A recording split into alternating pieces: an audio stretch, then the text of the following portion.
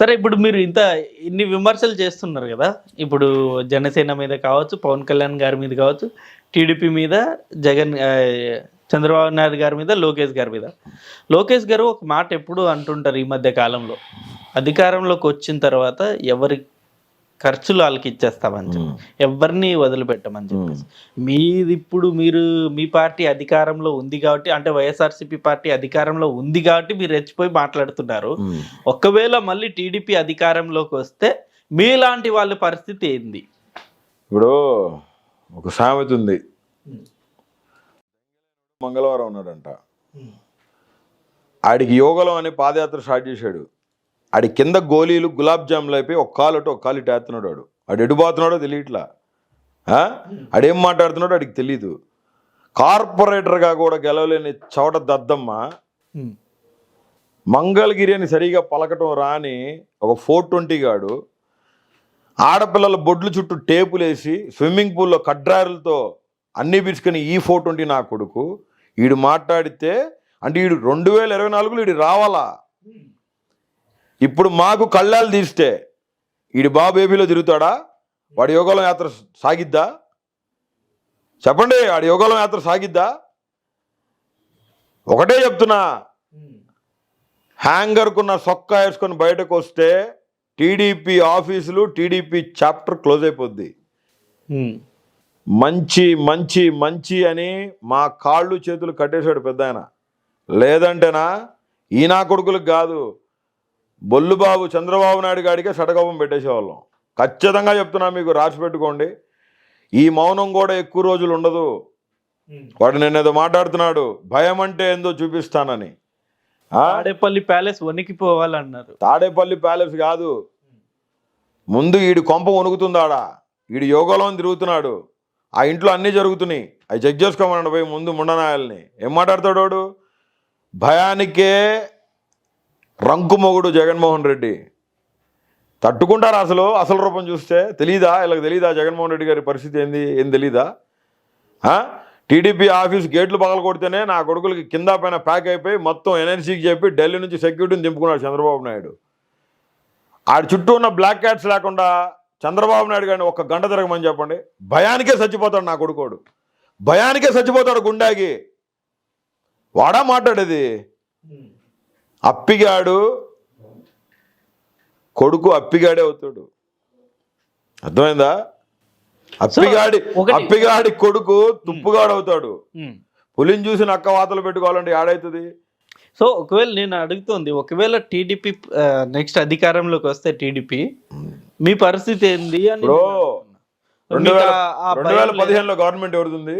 14 నుంచి ఎవరున్నారు? టీడీపీ. 15 నుంచి 8 కేసులు వేసిన చంద్రబాబు నాయుడు మీద. మరి చంద్రబాబు నాయుడు ఇంత అగ్రెసివ్ గా లేదు. ఎందుకు లేదు? అంటే సోషల్ మీడియా ఇంత ఎక్స్పాండబుల్ అవ్వలేదు. ఆ రోజు TV9 లో నేను 2.5 గంటలు కూర్చొని డిబేట్ తీసుకున్నారు నాది. తిరుమల తిరుపతి దేవస్థానం మీద చోరీ జరిగింది, పోటు తవ్వకాలు జరిగినాయి, రమణ దీక్షితుల్ని బేస్ చేసుకొని on behalf of Ramana Dikshitulu గారు నేను కేసు వేయటం అంటే గవర్నమెంట్ మీద అసమాషి విషయమా? మీరు చెప్పండి. కాగ్ రిపోర్ట్ తీసుకొని హైకోర్టుకు పోయినా అవకతవకలు జరుగుతున్నాయి. పోలవరం ప్రాజెక్టులో మట్టి తీసేదానికి 11,000 రూపాయలు బిల్ చేస్తున్నారు. మిషనరీ కొనుగోలులో కొన్ని 100 కోట్ల రూపాయల చేతులు మారినాయి. నేను హైకోర్టులో కేసు వేసిన, అన్నదాత సుఖీబా పశు కుంకుమ చంద్రబాబు నాయుడు మీద కేసు వేసిన. 3 కేసులు పడినాయి, మొత్తం 8 కేసులు ఫైల్ చేశాను. చంద్రబాబు నాయుడు కదా ముఖ్యమంత్రి అప్పుడు. ఇదే ఫైటింగ్ ఆ రోజు కూడా చేశాను నేను. మరి ఏం బీకాడు?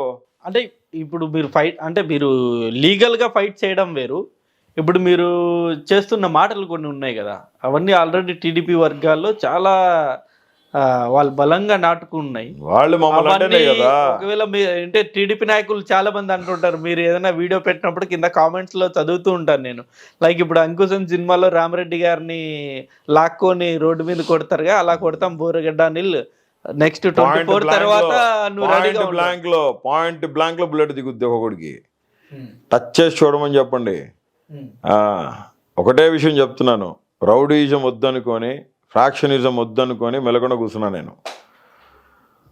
మొన్న నా ఆఫీసు 1 లీటర్ 2 లీటర్ల పెట్రోల్ తీసుకొచ్చి ఏదో మా బయట ఉన్న పార్కింగ్ ప్లేస్ తగలబెట్టారు. నక్కానంద్ బాబు ఇల్లు తగలబెట్టగలను నేను, చంద్రబాబు నాయుడు ఇల్లు తగలబెట్టగలను, కోటమిరెడ్డి గారి కుప్ప కూల్చగలం, అంటే ఎందుకు ఊరుకున్నామంటే వాళ్ళకి పోయే కాలం దగ్గర వచ్చింది.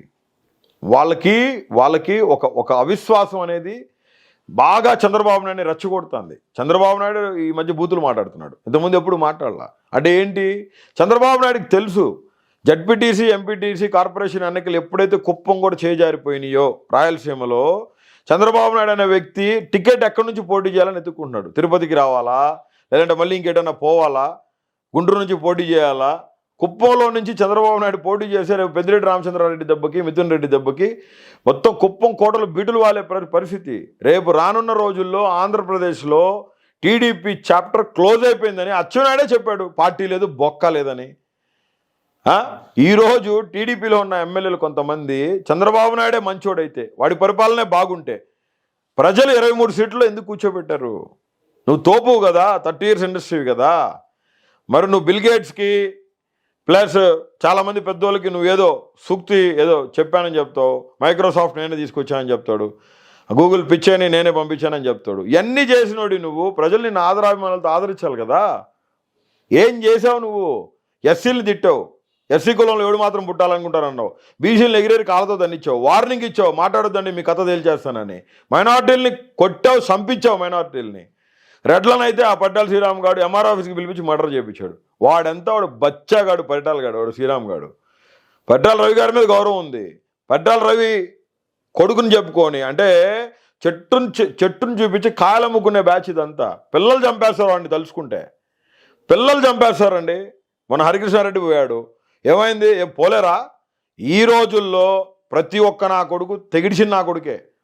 నువ్వు తోపు అయితే నీ తలదన్ని నీకు తురుం తోపులు అనిపించే పరిస్థితులు ఉండే ఈరోజు. ఇలాంటి వ్యక్తుల్ని లైక్ ఇప్పుడు బూరగడ్డ అనిల్ని లేకపోతే ఈ హరికృష్ణ లాంటి వ్యక్తుల్ని జగన్ రెడ్డి గారు కావాల్సినగా జనాల్లో వదిలారని చెప్పేసి కూడా అంటుంటారు. లైక్ ఇప్పుడు ఎవరన్నా జగన్ గారిని యాంటీగా ఏమైనా మాట్లాడితే ఇలాంటి వ్యక్తుల్ని పంపించి కొంచెం వాళ్ళకి భయం అంటే ఏంటో నెక్స్ట్ టైం మాట్లాడకుండా చేయాలని ఒక వాతావరణం క్రియేట్ చేస్తున్నారనిపించట్లేదా? ఇప్పుడు జగన్మోహన్ రెడ్డి గారికి వదలాల్సిన అవసరం లే.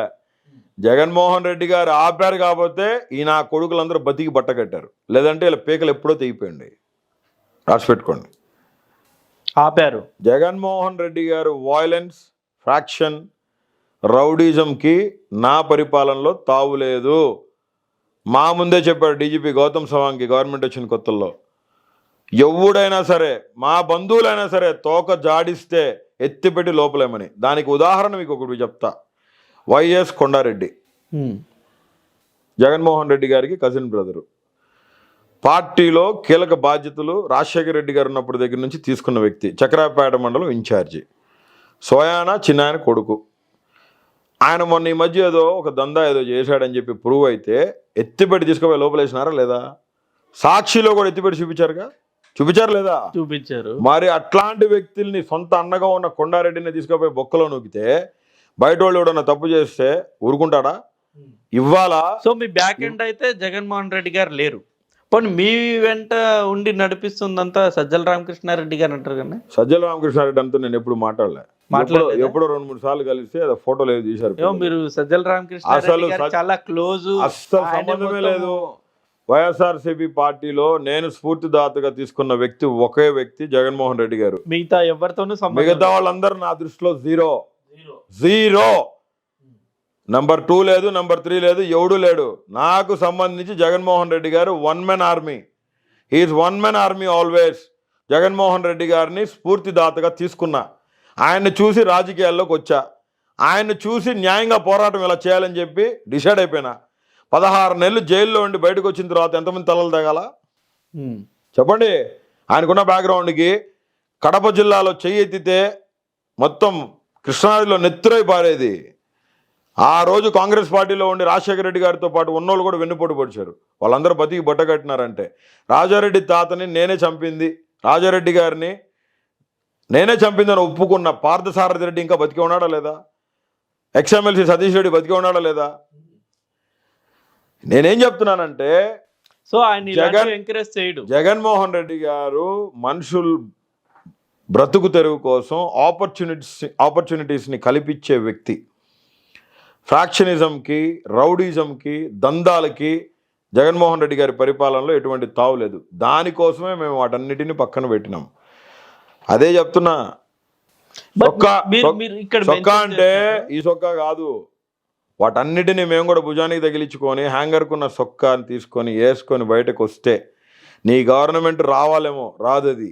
కానీ ఇప్పుడు సాయంత్రం లోపు ఒక్కొక్కటి కథ చాప్టర్ క్లోజ్ అయింది. అవుదా? గవర్నమెంట్ ఎవడుతుంది ఇప్పుడు? ఎవరిది నడుస్తుంది? ఏం మనది నడవదా? చెప్పండి, సీఎంని ఒక మాట చెప్పండి. సాయంత్రానికి మరి కోడి మెడకాయలు దిగిపోతాయి ఒక్కొక్క నా కొడుక్కి. అవన్నీ వద్దన్నాడు ఆయన. హిట్ టీవీ యాప్, ఇందులో short news, live news, entertainment shows, movies, digital magazines తో పాటు మీ జిల్లా వార్తలను కూడా ఫ్రీగా చూడొచ్చు. అంతేకాదు, కేజీ నుంచి పీజీ వరకు విద్యార్థులకు స్కాలర్షిప్ కూడా అందిస్తున్నాం. ప్రతి వారం 10 మందికి లక్కీ డ్రా ద్వారా ఒక్కొక్కరికి 10,000 రూపాయలు అందిస్తున్నాం. ఇంకెందుకు ఆలస్యం, వెంటనే హిట్ టీవీ యాప్ ని డౌన్లోడ్ చేసుకుని ఫ్రీగా ఎంటర్టైన్మెంట్ పొందండి. Hit TV app. Hit TV app. Please download hit TV app. Hit TV యాప్ని ఫ్రీగా డౌన్లోడ్ చేసుకొని ఎంజాయ్ చేయండి. మీకు నచ్చిన ఎంటర్టైన్మెంట్ కోసం హిట్ టీవీ యాప్ ని ఫ్రీగా డౌన్లోడ్ చేసుకుని ఎంజాయ్ చేయండి. హిట్ టీవీ యాప్ని డౌన్లోడ్ చేసుకుని ఆస్వాదించండి, ఆశీర్వదించండి. ఇంతమంది సెలబ్రిటీలు హిట్ టీవీ యాప్ ని డౌన్లోడ్ చేసుకోండి అని చెప్తున్నారంటే ఎంత మంచి యాప్ ఆలోచించండి. అమెరికాలో చదవాలనుకునే వాళ్ళకి విశ్వసనీయమైన పేరు మన శౌర్య కన్సల్టెన్సీ. UK లో 1 year masters. UK లో 1 year masters. 2 years work permit up to 5 years visa. Contact Saurya Consultancy. Contact 89851 89851.